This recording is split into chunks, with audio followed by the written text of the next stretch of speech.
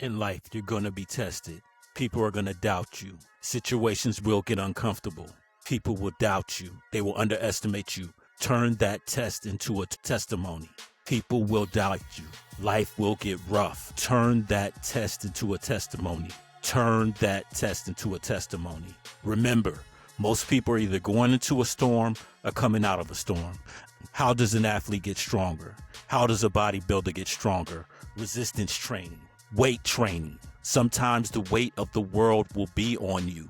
You will be uncomfortable. Turn that test into a testimony. People are either going out of a storm or coming into a storm. But turn that test into a testimony. Life made it this far for you. You survived other things.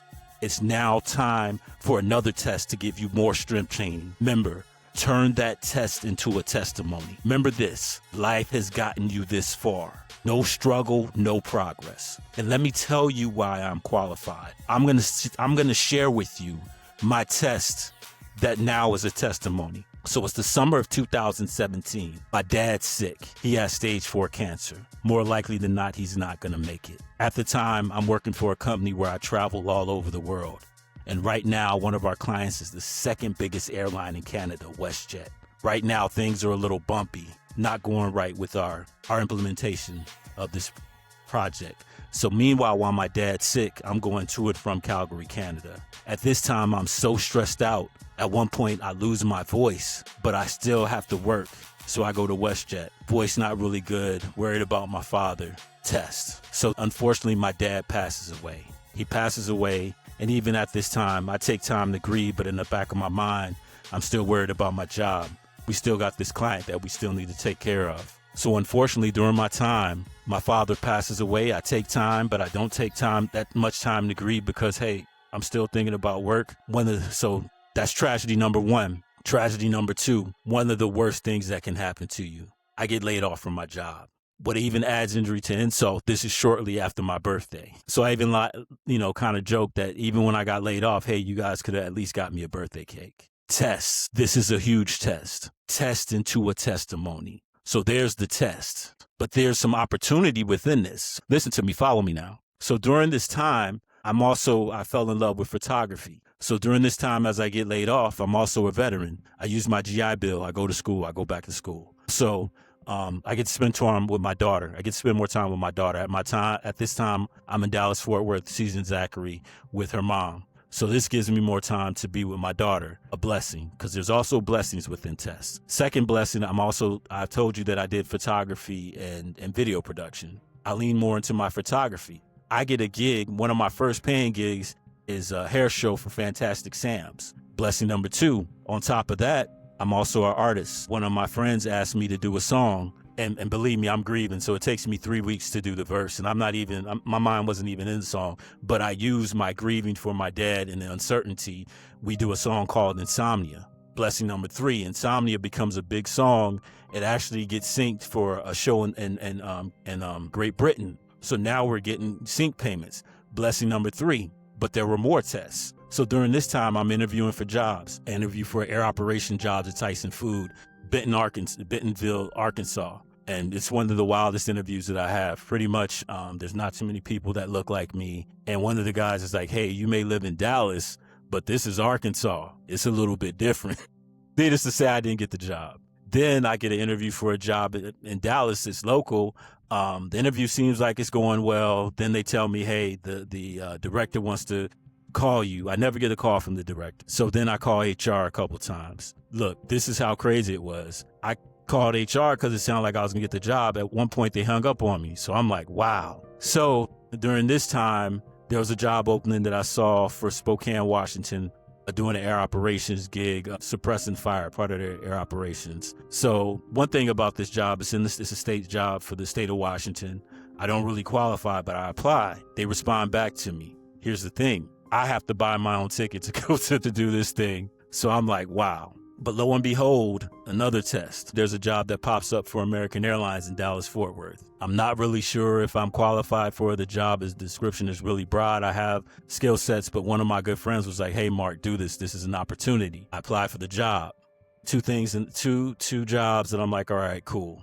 going to school, get to see my daughter doing video production work, but I'm still in this area of uncertainty. So during this time, I'm like kind of stressing out.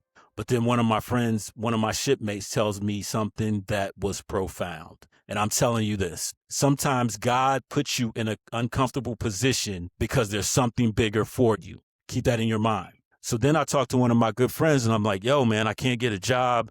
I'm going to school. It's about 5 months of just, nothing. I got unemployment. I got the GI Bill. But, what's going on? My friend drops a seed on me.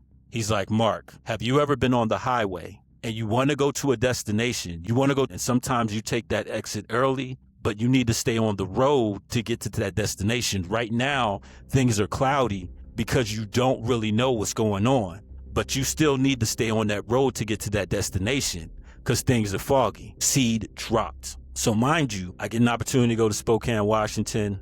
I do the American Airlines interview. American Airlines interview, it's like, hey, man, I know this stuff. The irony in this thing, one of the guys that interviewed also used to be a Navy controller. Me and this guy are like hand in hand. Before, I doubted myself. I doubted what this was. I doubted what this opportunity was. But one of my friends knew, like, take this interview. So after that interview, I fly out to Washington. I fly out to Spokane.